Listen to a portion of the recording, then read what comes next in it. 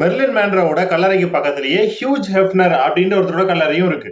இந்த ஆள் ஏன்டா அங்க போய் படுத்திருக்கான் அப்படின்னு பார்க்கும்போது தான் இந்த ஆள் 75,000 அமெரிக்கன் டாலர்ஸ் கொடுத்து அந்த இடத்துல போய் படுத்திருக்காரு. 1992லயே அந்த இடத்த அவர் புக் பண்ணிருக்காரு. சரி, இந்த ஹியூஜ் ஹெஃப்னர் ஏன் மெர்லின் மேன்ரோ பக்கத்துல தன்னோட கல்லறை அமைக்கணும் அப்படின்னு நினைச்சாரு அப்படின்னு அவரை பத்தி தேடி பார்க்கும்போது தான் பிளே பாய் அப்படின்னு நம்ம சொல்றோம்ல, அந்த பிளே பாய் இவர் தான் அப்படின்ற விஷயம் எனக்கு தெரிய வந்துச்சு. அவர் தான் பிளே பாய் அப்படின்ற ஒரு மேகசின் ரன் பண்ணிட்டு இருந்தாரு. சரி, இந்த பிளே பாய் மேகசின் எந்த மாதிரி இருக்கும் அப்படின்னு பாத்தீங்கன்னா, இது வந்து ஒரு மென்ஸ் லைஃப் ஸ்டைல் மேகசின் அப்படின்னு சொல்றாங்க. ஆனா இதுல கொஞ்சம் அடல்ட் கண்டென்ட் இருக்கும், அதாவது 18+ கண்டென்ட் இருக்கும். ஏன்னா 1953ல இவர் இந்த பிளே பாய் மேகசினை வந்து ரிலீஸ் பண்ணும்போது அதுல மெர்லின் மேன்ரோவோட போட்டோவை உள்ள சொருகிதான் அந்த மேகசினே வந்து ரிலீஸ் பண்ணாரு. அந்த டைம் அந்த மேகசின் வந்து அந்த போட்டோ உள்ள வச்சிருக்கனாலே நிறைய பேர் வாங்கி பார்த்திருக்காங்க.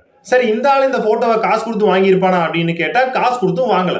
எங்கிட்ட இருந்து அந்த போட்டோவை களவாண்டு வந்து அதை உள்ள வச்சு இவரோட மேகசினை வித்து பெரிய ஆளா இருக்காரு. இதுக்கெல்லாம் ஒரு பிராயச்சித்தம் தேடுற ஒரு வகையில தான் மெர்லின் மேன்ரோ பக்கத்துல எனக்கு ஒரு இடம் கிடைக்கும் அப்படின்னா இந்த வாழ்க்கையில நான் பண்ண ஒரு பெரிய புண்ணியம் அப்படின்னு சொல்லிட்டு அங்க போய் படுத்துக்கிட்டாரு.